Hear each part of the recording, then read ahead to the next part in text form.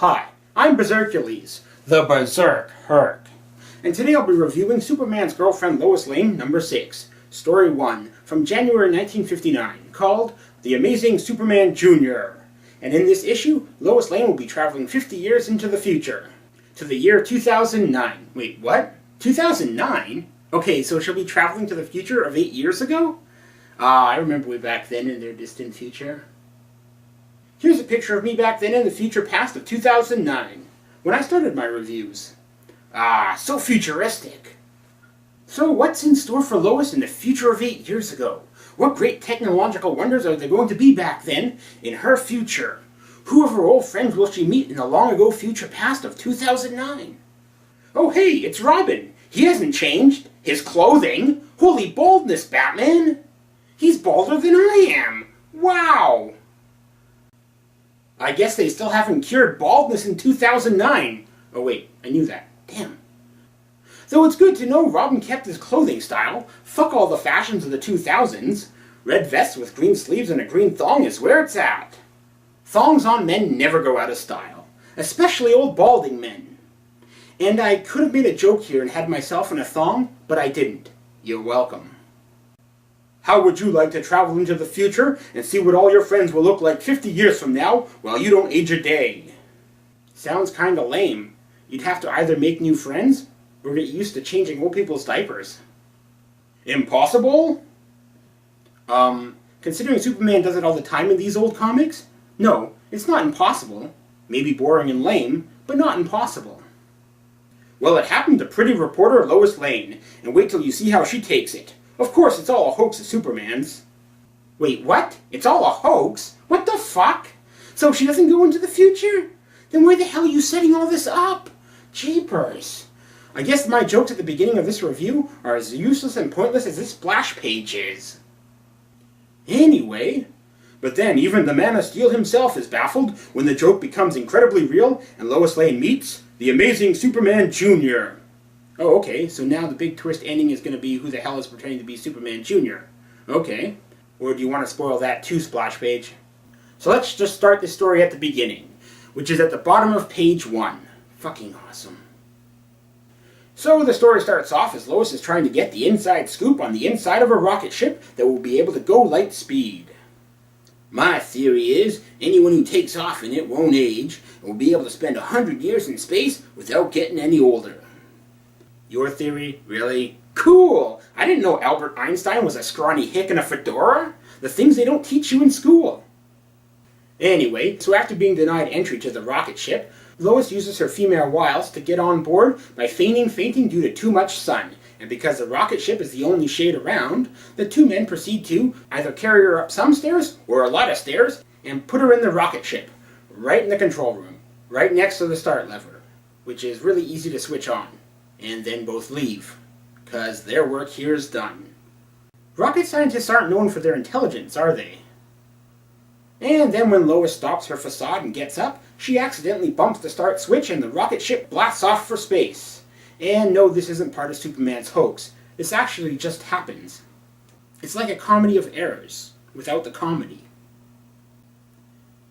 In a world where Superman never existed, this is how Lois Lane dies. Anyway, luckily Superman's not on vacation under the sea, and sees the rocket ship take off and brings it back to Earth, where they find Lois inside unconscious from the force of the blast-off, and realizing her sunstroke was a ruse to get inside the rocket, Superman decides to put an end to her doing dangerous stunts by pulling a prank on her to teach her a lesson. And since this is Lois Lane number 6, we all know how well this is going to work out for him. Soup, leaving a passed-out Lois in the rocket ship, then flies over to the Daily Planet where he tells Perry White his plan, as Perry, plays pocket hockey with his genitalia while grinning like an idiot staring at Superman? What? What the fuck is going on? Why is Perry sitting like that? What are you doing? Perry, get your fucking hands out of your pocket, you dirty old man! Just 'cause Soup's wearing a skin-tight outfit doesn't mean he wants you whacking off right in front of him while you two are talking. Jeepers! Anyway, Soup explains his plans to Pocket Pool Perry, who agrees to it, and then Soup reminds Perry of part of the plan he just told him. Right on. Is it 'cause Soup knows Perry's distracted right now? And what does Perry sound like while he's saying his lines? What an idea! The staff would be delighted to cooperate, Superman, especially when they hear the beginning of the week off. And why does everyone at the Daily Planet need a week off because of this? Don't people need to know the news? Isn't publishing a newspaper important? Shouldn't you want to keep people informed of what's going on? Jeepers! Are they already living in 2009? Anyway, leaving Perry alone in his office, Soup continues on with his plan and proceeds to pull up sunken ships to turn into a futuristic city. Hey Soup, wanna maybe build a real futuristic city? You know, for the poor? And then after building the city, Soup heads back to the Daily Planet to see how the rest of his plan is going, and returns to find Robin in place of Batman. What a shitty substitute. Soup, this is why you don't trust an old man who is furiously masturbating to remember what you told him. Or did Perry call Robin instead of Batman because he's dressed more revealing? Ooh. Batman is working on an important case, Superman, so he sent me. He doesn't need my help on the case or anything. It's not like we're a team or something, so I'm here helping you teach a reporter a lesson, because this is real important work. Imagine if that's the case that kills Batman. Commissioner Gordon asks Robin, Boy Wonder, where were you when Batman was facing his darkest hour, his hardest challenge, when he needed his sidekick and comrade the most? Where were you? I was pretending to be a 65-year-old bald man to teach some female reporter a lesson at the request of a superpowered alien that shoots laser beams from his eyes. He even built an entire city for the stunt. Shit was great. How do you like the makeup job Johnny is doing on me? These stilts will make me look tall. What? Won't your proportions be off? You look like you have long shins. My Robin, you've grown. Well, your shins have. And how will they make his shoulders wider or his arms longer? If we take a look at the scene from later, we see his arms and shoulders are the same size, so his legs will just be really disproportionately long. He's just going to look all deformed, with silly long legs. And for that matter, if he's still wearing his regular costume, how's he going to hide his stilts while he's wearing a thong? Or are his boots just going to be really high-heeled now? I guess that's why he's sitting behind a desk in this scene and shown from the chest up in all other scenes. Even the artist didn't know what the heck the writer was thinking. How do you draw a man in a thong hiding the fact he's wearing stilts? Or is it that he's meant to have stilts? Not to wear them to show that he's grown in height, but to show that he's old because he collects dumb stuff. Is he supposed to be a stilts aficionado? You can tell I'm old because I'm into dumb stuff. And is it just me, or does everyone Soup go to talk to in this comic look like they're making sexual advances at him? First Perry's groping himself while leering at Soup, and now Robin's talking to Soup while leaning back in his chair with his legs up and open, while also possibly grabbing his crotch. What the fuck? Is this Masturbate to Superman Day or something? Or is Superman just wearing a really extra skin-tight outfit today, and everyone just can't help themselves? Jeepers. Master Robin, are you trying to seduce me? Anyway, with everything set, Superman then brings a rocket with Lois Lane in it to the futuristic city he's built. So, in the future of our past, we'll live in buildings that look like giant skateboard ramps? Or globes with duck mouths? Wow, the double aughts were weird. Anyway, so the plan to teach Lois a lesson starts off as Lois conveniently wakes up just as the rocket she's in is about to land. Then, exiting the rocket, she encounters a bunch of familiar-looking geezers. What? That old duffer is wearing a Superman costume. The trio is old white-haired and bearded Superman, old white-haired Perry White, and old white-haired and bearded Jimmy Olsen, all pretty much wearing the exact same style of clothing as 50 years ago. Well, in the case of Perry and Soup, the exact same clothing. Jeepers! Why go to all the trouble of having a makeup man make you all look older and give you beards if you're not even going to change your fucking clothes? What the fuck? So time passes, and voila, they've all grown pointy beards and haven't changed their style of clothing. What? That's stupid. That'd be like if I was wearing the same clothing I wore in 2009, but I had a really long pointy beard. Wait. This beard thing is a real thing. Time passes, and voila, you've got a long pointy beard and are wearing the same clothing as in a previous decade. Wow, I'm a cliche. What's next? Am I going to go bald like Robin's pretending to be? Oh shit. Perry, old man, that girl, it's very convenient that she landed right where all three of you were. It's almost like you planned all this out. And if Lois were any good at being a reporter, she'd figure that out. Great Caesar's ghost! Lois Lane! My dear, rash, impetuous child! Welcome back to Earth! A lifetime has passed while you were cruising in space! Perry! He's positively ancient! And Superman with a beard? How terrible! What? Fuck you, Lois! Beards are great! Then Jimmy Olsen says, "It's too bad we can't print the news of your return to Earth, Lois. The planet is just a memory now." And even if it wasn't, who cares? No one reads newspapers nowadays. Shouldn't you all have blogs or YouTube channels? Can't you post of the news of her return there? One thing they got right about the future. Big news outlets going out of business. One thing they got wrong. No skateboard ramp-shaped buildings. And is Jimmy Olsen also wearing stilts? Anyway, Jimmy continues, "It was destroyed in the last war, and we've all retired to live on this island." Destroyed in the last war? The war in Syria? Or the Iraq war? Did it get taken out by Al-Qaeda? Was it hit by a plane on 9/11? Then Lois inquires about Clark Kent, Batman, and Robin. Why does Lois suddenly care about Batman and Robin? Is she friends with them or something? And why is she not wondering about her parents? Sure, they'd be old, but if her 50-or-so-year-old boss is alive at 100, her parents could be too. Does she also not care about her sister? Or has she not been created yet? Anyway, in response to her question about Clark Kent and the dynamic duo, she's taken into a room and shown a newspaper headline. Clark Kent and Batman killed in plane crash. Holy shit! Clark Kent and Batman died? Together? And Clark got top billing? What the fuck? Wow, that's some journalistic bias right there. Batman and a reporter die in a plane crash, and the reporter gets top billing? Jeepers! Did the Daily Planet actually get destroyed, or did you just go out of business because of extremely biased news reporting? Perry did a swell job of printing up those phony headlines. Thanks for telling us that, Jimmy. I really needed to know that. Were you worried that if you didn't say that, the kids reading this would think they were real headlines and be sad that Batman's dead, or confused that Clark Kent is dead but Superman isn't?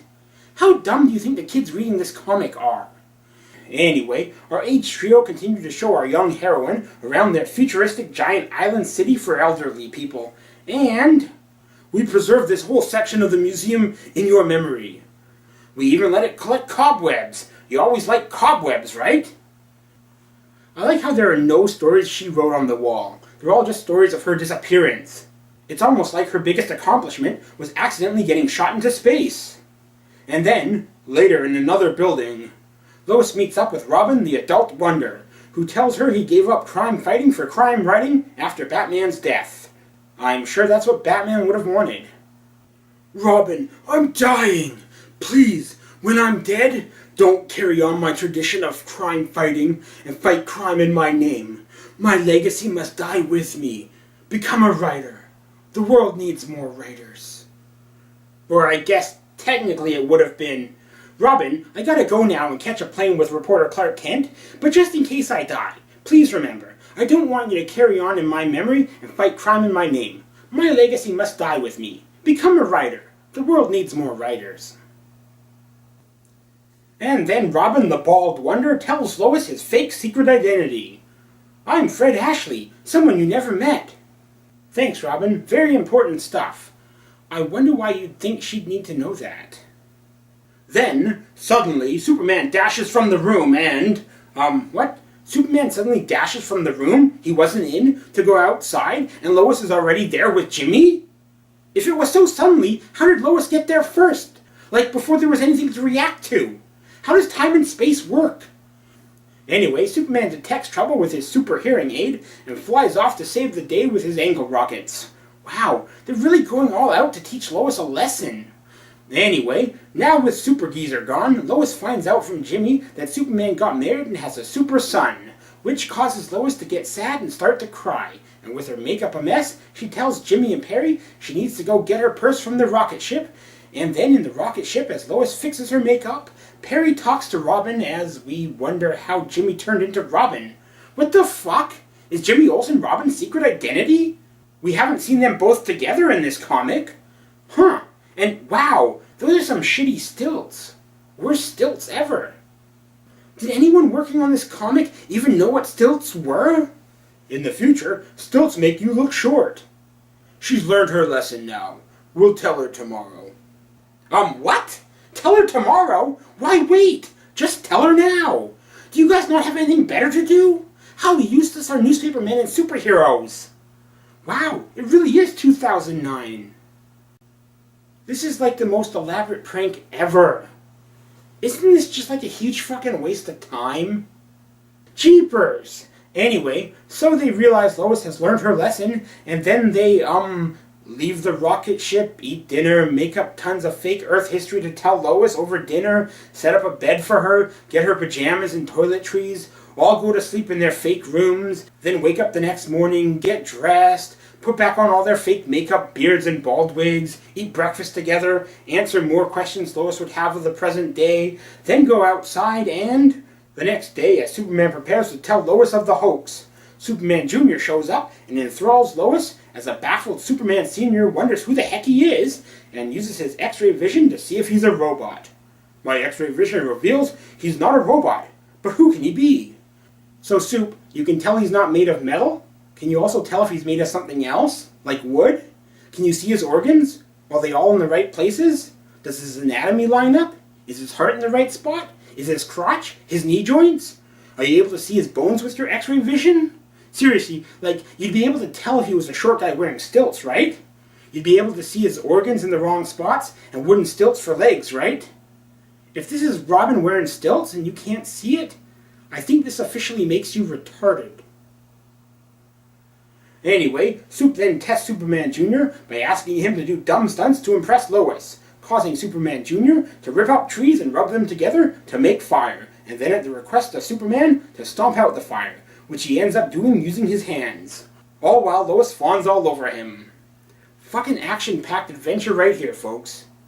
And after Superman Jr. has passed his "Do you have superpowers?" test, he asks Soup if he can take Lois for a little spin, and Soup, still not knowing who he is, tells him to go ahead. Can I take Lois for a ride, Soup? I'll bring her back mostly intact. And Soup, what if this is like Lex Luthor or Brainiac in disguise trying to kidnap Lois? Isn't this dangerous? Why are you just going along with this? Oh yeah, it's because you're trying to prank her. I hope this isn't how she dies, getting killed by a villain who captured her, pretending to be Superman Jr., as Superman had his guard down, pretending it was the future, and had Lois believing Superman Jr. was his kid, so Lois didn't even question his intentions. Jeepers! What would the world do without Superman?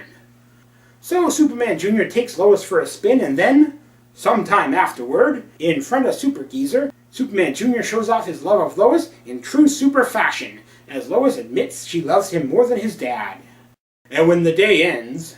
What? The day ends? And they still haven't fucking told Lois? It's almost the end of the second day of this prank? What the fuck?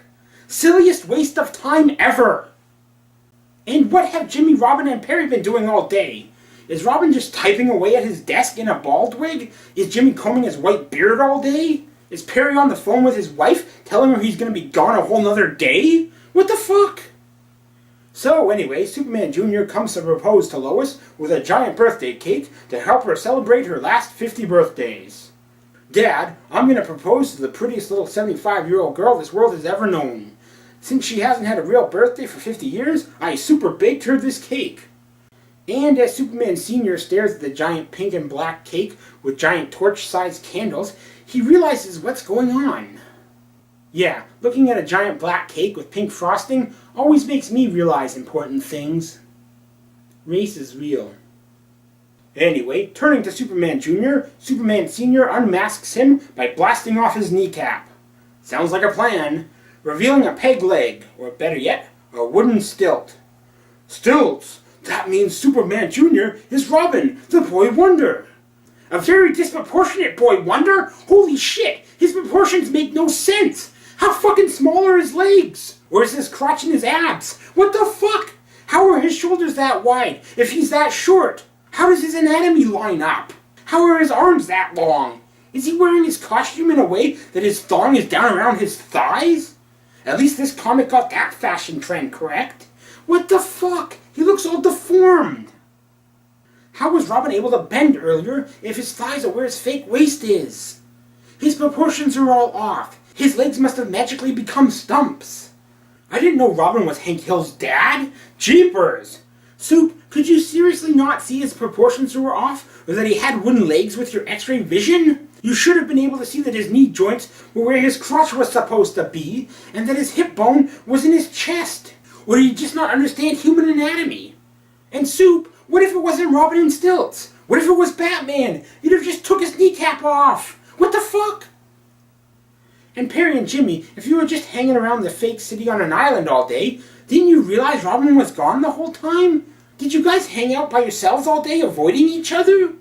Wouldn't this have been the most boring stunt ever for you guys? You've been in costume almost 2 full days now and barely even been a part of this prank. What the fuck?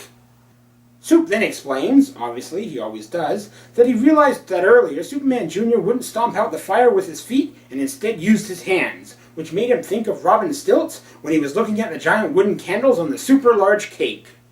God, I say some dumb sentences while reviewing these old comics. So the key to solving this mystery was giant candles?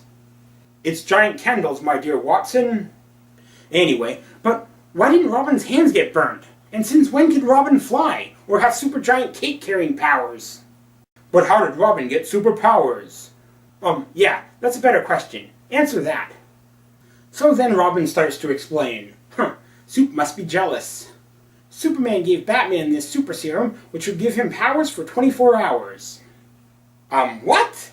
You used the super serum that Batman had saved for crime fighting? For a prank? What the fuck?